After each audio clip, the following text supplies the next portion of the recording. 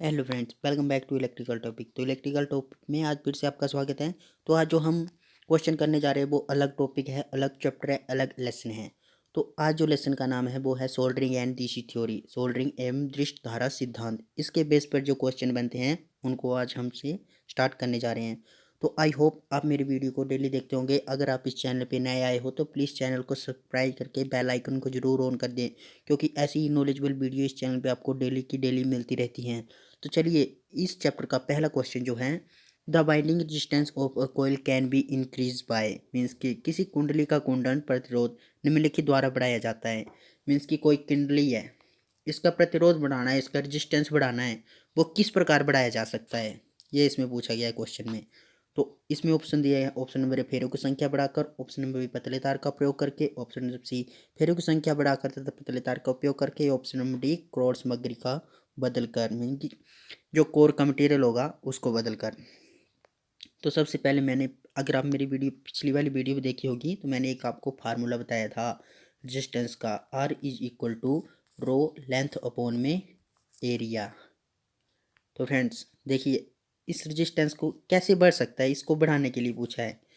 तो ये जो डायरेक्टली प्रोपोर्शनल है वो के लेंथ की है, अगर लेंथ बढ़ेगी तो रेजिस्टेंस भी बढ़ेगा, और जब एरिया कम होगा तो रेजिस्टेंस, अगर एरिया कम होगा तो रेजिस्टेंस बढ़ेगा, अगर एरिया बढ़ेगा तो रेजिस्टेंस कम होगा, क्योंकि इसकी इन्वर्सली प्रोपोर्शनल है।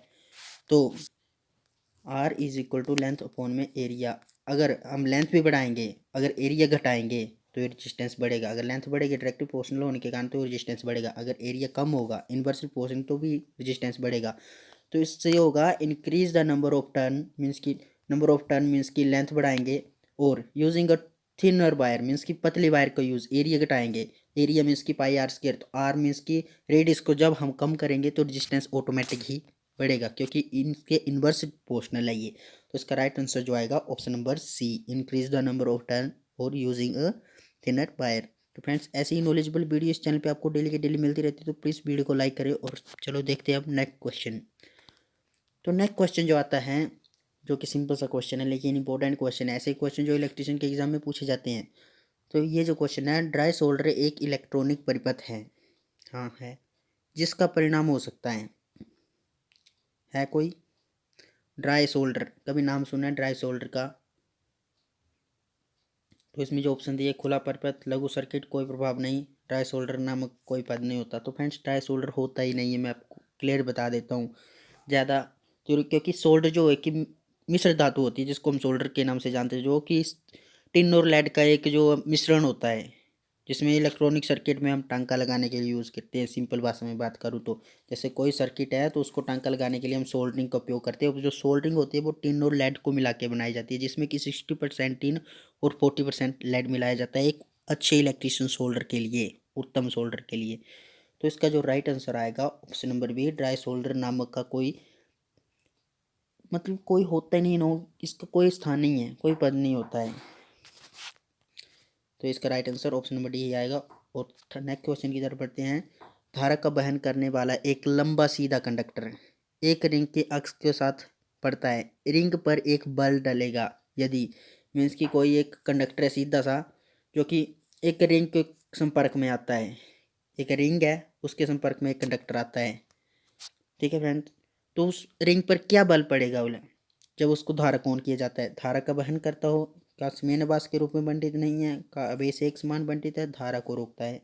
तो फ्रेंड्स, मैं बता दूं, इसका राइट आंसर जो आएगा ऑप्शन नंबर ए, धारा का वहन करता है तभी उस रिंग पर एक बल पड़ेगा। वो इसलिए पड़ेगा क्योंकि फ्रेंड, चालक रिंग पर एक बल डलेगा यदि रिंग धारा का वहन करता है, मीन्स की जो रिंग है जो एक सुचालक है, मीन्स की कंडक्टर होगा, तभी वो वहन करेगा। क्योंकि जब एक तार चालक में से धारा प्रवाहित होगी तो कोई बल एक दूसरे को आरोपित नहीं होगा, क्योंकि वो आसानी से प्रवाह करेगा इलेक्ट्रॉनों को। तो इसी की तरफ उसी रिंग पर जो एक बल महसूस होगा, तो ये इसका राइट आंसर, धारा का वहन करता है वो रिंग, इसलिए उसको बल नहीं, बल एक उत्पन्न होगा।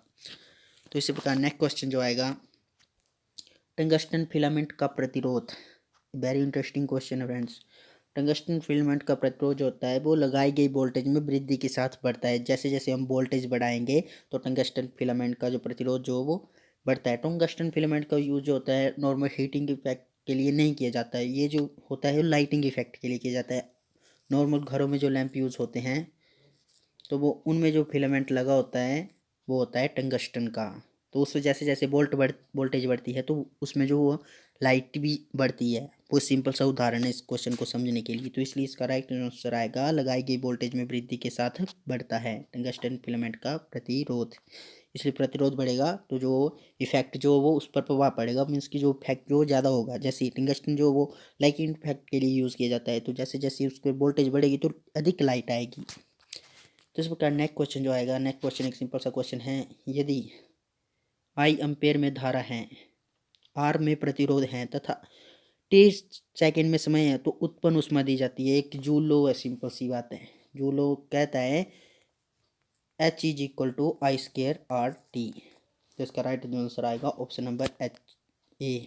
आपने याद रखना है H is equal to I square R T, Joule law जो है इसमें पूछा गया है। तो इसका राइट आंसर जो है ऑप्शन नंबर ए ही आएगा। तो इसी प्रकार नेक्स्ट क्वेश्चन है। नेक्स्ट क्वेश्चन एक सिंपल सा क्वेश्चन है लेकिन इंपॉर्टेंट क्वेश्चन है। 3 ओम और 10 ओम और 15 ओम के तीन प्रतिरोध को 30 वोल्ट के परिपथ में समांतर जोड़ा गया है। समांतर मीन्स की पैरेलल में जोड़ा गया है। 3 ओम के प्रतिरोध में प्रवाहित धारा का मान होगा। तो इसमें बताया गया है 3 रेजिस्टेंस हैं जो कि ऐसे जोड़े हैं पैरेलल में। तो फ्रेंड्स पैरेलल में वोल्टेज जो वो सेम होगी, मैंने पिछली वीडियो में बताया था। और इसमें जो वोल्टेज दी जा रही है वो 30 वोल्ट दी जा रही है। ठीक है फ्रेंड्स, ये फर्स्ट थर्ड का है, 10 का है, 15 का है। तो इसमें जो धारा प्रवाहित होगी 30 वोल्ट से जो इलेक्ट्रॉन फ्लो होंगे वो कितने होंगे, ये इसमें पूछा गया है कितनी धारा। तो इसका राइट जो आंसर आएगा ऑप्शन नंबर पी आएगा 10 एम्पियर। क्योंकि फ्रेंड इसको सोल्व करने के बाद जो आएगा, जैसे इसकी टोटल रेजिस्टेंस जो आएगी वो आएगी 2 ओम। इसके लिए मैं अलग इसको कैसे कैलकुलेट करते हैं सीरीज और पैरेलल, इसके लिए मैं अलग से वीडियो बनाऊंगा जिसमें कि आपको आसानी से समझ आएगी। अगर मैं इसमें आपको समझाने लगूंगा ब्रीफ तरीके से, वीडियो लंबी हो जाएगी जिससे कि आपको जो बोरिंग सा फील होगा। तो इसलिए मैं यहाँ शॉर्ट बताऊँगा, लेकिन इसको अच्छे से समझने के लिए आपको अलग वीडियो दूंगा मैं, उसमें जो आसानी से समझ सकते हैं। तो इसका टोटल जो प्रतिरोध इस सर्किट जो मैंने बनाया था वो 2 ओम आएगा। तो V is equal to I is equal to B upon में आर होता है। ठीक है फ्रेंड्स, तो इसमें बी वोल्टेज जो है 30 है दी है, और आर जो है 3 है। तो 3 मीन्स की 3 कटेंगे तो आ जाएगा 10 एम्पियर। तो इसका राइट आंसर आएगा ऑप्शन नंबर ए 10 एम्पियर। तो वोल्टेज पूछिए, सिंपल सी बात, करंट पूछा है इसमें 3 ओम के प्रतिरोध में, रेजिस्टेंस दिया है, वोल्टेज दिया है, आपको आई निकालना है। तो I is equal to B upon में आर, ये सिंपल सा फार्मूला आपने याद रखना है। B is equal to I R, इसी ओम्स लॉ है, इसी के अनुसार ये फार्मूला होगा, ज़्यादा ब्रीफ में समझने की ज़रूरत नहीं है। तो I is equal to B upon में आर। तो बी में आपने 30 भर देना है, वोल्टेज जो आपको 30 दी है, और आर जो है 3 निकालना है। तो 3/30 इसकी 10 एम्पियर इसका राइट आंसर आ जाएगा। तो इस प्रकार नेक्स्ट क्वेश्चन आ गया। नेक्स्ट क्वेश्चन एक सिंपल सा क्वेश्चन है लेकिन इंपॉर्टेंट क्वेश्चन है।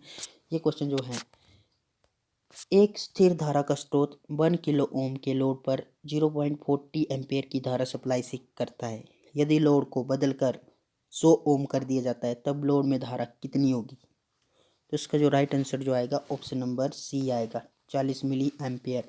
क्योंकि फ्रेंड्स 1 किलो ओम पर धारा जो होती है 0.5 एम्पियर होती है। 1 किलो ओम मीन्स की 1000 ओम।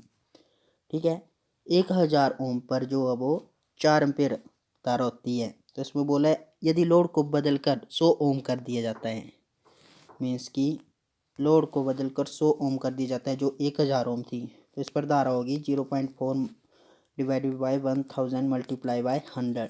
तो इस पर जो 0.4 अपॉन में 10। तो इसका जो सोल्व करने के बाद जो आएगा 0.04 एम्पियर।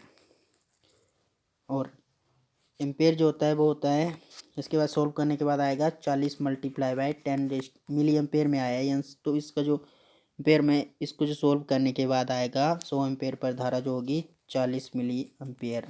इसका right answer option number C आ जाएगा। इसके लिए मैं अलग सी वीडियो बनाऊंगा इन जैसे न्यूमेरिकल के लिए, तो उसके लिए आप चैनल को जरूर सब्सक्राइब करें, क्योंकि जब मैं वीडियो अपलोड करूंगा तो सबसे पहले नोटिफिकेशन आप तक पहुंचे और इन क्वेश्चनों को आप आसानी से समझ करके आसानी से सोल्व कर सकते हैं। उसके लिए मैं अलग तरीके से वीडियो बना के समझाऊंगा। तो फ्रेंड इस प्रकार नेक्स्ट क्वेश्चन जो आएगा, नेक्स्ट क्वेश्चन सिंपल सा क्वेश्चन है। एक विद्युत प्रतिरोध में प्रतिरोध 55 ओम है तथा विद्युत धारा जो 4 एम्पेयर की है, तो वोल्टेज भी क्या होगा, मीन्स की वोल्टेज भी मानता क्या होगा, वोल्टेज क्या होगी, ये इसमें पूछा गया है। तो सिंपल सी बात है, B is equal to I R, जो मैंने पहले बताया था। आई आपके पास दिया है 4 एम्पेयर और वोल्टेज भी दी है, और जिस B is equal to I R, I आपके पास दिया है और आर भी दिया है, मीन्स की 55 ओम। तो मीन्स की 4 multiply by 55 is equal to 220 volt. V is equal to I R आपने याद रखना है, B is equal to I R, V is equal to I R, V is equal to I R. उसके हिसाब से ये फॉर्मूले से इस क्वेश्चन सोल्व होगा। तो इस प्रकार नेक्स्ट क्वेश्चन जो आएगा, किरचॉफ के सिद्धांत के अनुसार किसी भी बंद लूप में, लूप मीन्स की जैसे ये कोई सर्किट है, तो ये एक लूप हो गया, इसको कहते हैं लूप। तो बंद लूप में सभी आई आर का बीजीय योग होता है। तो फ्रेंड्स बीजीय योग जो होता है वो होता है विद्युत वाहक बल के बीजीय योग के बराबर। तो फ्रेंड्स इसके लिए मैं थोड़ा सा बताऊंगा, आपने ध्यान से सुनना है। किरचॉफ के नियम के अनुसार किसी बंद लूप में सभी आई आर का बीजीय योग जो विद्युत वाहक बल के बीजीय योग के बराबर होता है।